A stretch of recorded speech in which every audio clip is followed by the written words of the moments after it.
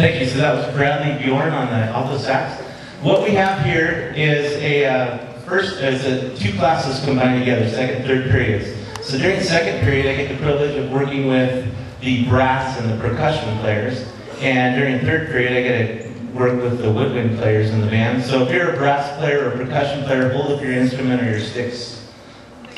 Some of them don't know what they are. And then woodwinds, if you are a woodwind player, hold up your instrument. So we got the band split into two. They combined together just a couple of times for practice. And what's amazing to me is 3 months ago, they didn't even know what end of the instrument to blow into. And now they're making some pretty good music together already. And they're going to be so good by the end of the year. 3 months ago, they only knew how to play Game Boy and Wii and stuff like that. Now they're actually figuring these things out. So I'm proud of them. They're doing a great job. We're going to have 4 more songs for you, and we'll just let them roll. Oh, one more thing. If you're a parent of a clarinet, raise your hand. Clarinet player.